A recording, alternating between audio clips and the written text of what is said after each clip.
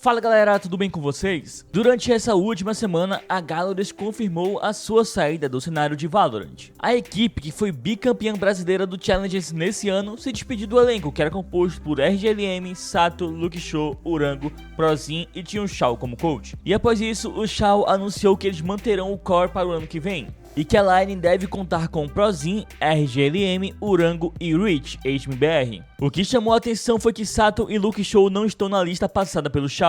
Então, pelo que tudo indica, o Sato irá para a M80 disputar o Challenges NA e o Luke Show realmente será sexto player da Loud. Mas, enquanto a GALORA está saindo do cenário, tem time grande de futebol entrando no Challenges. Pois, segundo Nando Show, o Corinthians acertou com a D7 e disputará o VCB no ano que vem. O elenco da D7 é composto por SW, TKZin, Xion, Polo e Prince. Mas, e aí, o que achou das movimentações no VCB? Deixa a sua opinião aí nos comentários e vamos para a próxima notícia. Outro anúncio que tivemos de org saindo do cenário foi a Loud, saindo do cenário inclusivo. E no final do seu texto, a organização deixou o desejo que o cenário tenha mais vagas e visibilidade no cenário mundial. Em um post do Nando Show, a Daik até fez uma crítica sobre esse gerenciamento de vagas. Ela falou o seguinte: belo trabalho, Léo Faria, atraindo muitos investimentos, nossa 4 vagas como Américas, entre aspas. A Daik comentou isso, pois segundo Léo Faria, o Américas tem 4 vagas, só que 2 são pro NA, uma pro Latam e uma pro Brasil. Mas, ao que parece, isso irá mudar no ano que vem, e cada região do Américas terá uma vaga, e essa 4ª vaga será disputada em um Last Chance Qualifier com os vice-campeões de cada região. Ou seja, o Brasil pode levar 2 times para o Mundial no ano que vem. E a Daik deu RT nessa notícia e escreveu: muito da hora ler isso, tomara que seja verdade. Pois é, mas deixa a sua opinião sobre tudo isso aí nos comentários e se liga nesse recado antes da próxima notícia. Tá cansado daquele lag bem na hora da trocação? A perda de pacote é o meu maior rival no Valorant, fora a minha mira, é claro. E quem me ajuda nessa luta é a Noping, que também tem a função Boost FPS, que ajuda a aumentar meu FPS, assim trazendo mais estabilidade na hora da trocação. Então faça como um Gaules, Dracuns, Hakim, BRTT e use a Noping para resolver seus problemas com ping e FPS. E você pode testar tudo de graça, basta acessar o link aqui na descrição e fazer o teste de 7 dias. O Aspas e o Les viraram assunto lá na gringa. Primeiro, o Tente comentou sobre a movimentação do Les, dizendo que é uma movimentação própria do Valorant. E sobre o Aspas, o ex-assistente coach da Leviathan comentou sobre o profissionalismo dele. E o Mini, ex-coach da Fnatic, respondeu sobre o Aspas ser baiter e falou sobre os analistas criarem narrativas sobre os jogadores. E compilamos esses trechos aqui para conferirmos. Mas antes, galera, eu peço que você confira se está inscrito aqui no canal. Mais de 50% das pessoas que assistem nossos vídeos não são inscritas. Então já confere e deixa aquele like nesse vídeo. I don't mind fan flame. The thing that would annoy me most was like the narrative. Like I don't hate being called like a noob or like, oh, you guys are shit or whatever. It's when like it's gonna happen on my stream a little bit, I think, sometimes, where like the fans just mimic what the narrative is from, like, there's like 10 people in the scene who make the narratives, it feels like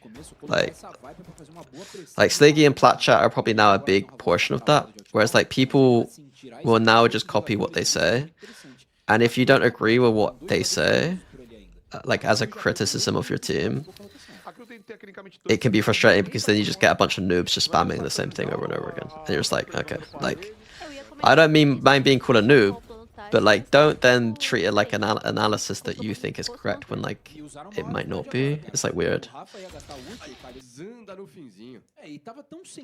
Bait pass narrative is pretty annoying. Oh yeah, the baiting, yeah.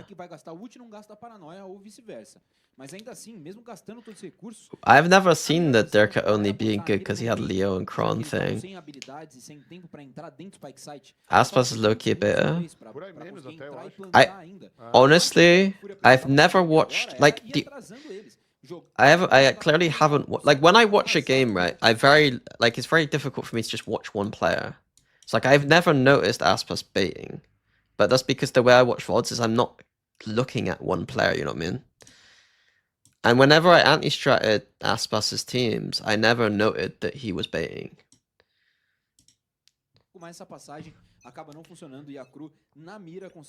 Do you really want people scanning VLR for their flame? Wendler, it would make it easier to digest the flame if it came from a place of pure stupidity and not from a half, like, truth kind of place, you know what I mean?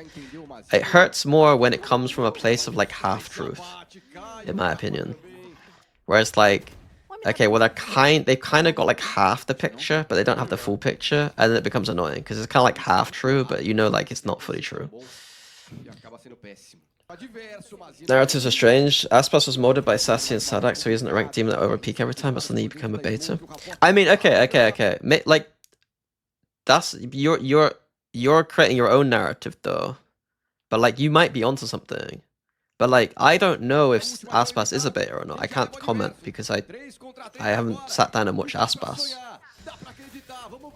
I don't think... There might be situations he baits in, but that doesn't mean that it's a big problem, because Aspas is still one of the best players of all time. Like, it's kind of hard to be one of the best players of all time and be too much of a beta. On defense, his operator style is very passive, but I don't say that as a negative. Like, his passive operating style is very strong. Like, it's almost like he plays... I think I described to Durka once that, like, I think this year, that, like, the way that Durka plays with the operator is, like, he's trying to, like, hunt for the kills. Whereas, like, Cryocells and Aspas kind of let the kills come to them in a way that actually is productive. What was it like? Yeah, I think a lot of people would want to know this, right? Especially the people who watch from South Asia, because he is that big. He is, you know, the icon right now. Has been for the last 2 years. What's it like being with Aspas? What's he like as a person? He is a consummate professional, bro. That is what makes him so great, is his consistency, how serious he takes this. He takes this like it is his life, and it is, bro. Just like it should be for all these players. Like, this is a life-changing opportunity. This is an opportunity that, like, bro, like, outside of esports, bro, like, I'm gonna go work at a normal, you know, retail job, or like, you know what I mean? Like, this is what my life is. And so just like him, he understands it. He understands that, like, this is a way to change his life for the good. And he takes it to that level. Like, his consistency, like, bro, he has consistent day to day. His day to day stays consistent. His routine stays consistent. This dude is, like, you know, eating bananas and doing everything you can, the small things that you can do to gain an edge. He does it all, bro. And that's why he's as good as he is. And I really hope to bring at least some of that to our players this season, as far as, like, the professionalism and how serious they should be taking this, and how important this is for them. Some of the greatest Valo players, only Valo, no XCS players, don't care about counter-strafing. Loud, Les, for example, he just pixel peeks. Yeah, Les has Valor movement.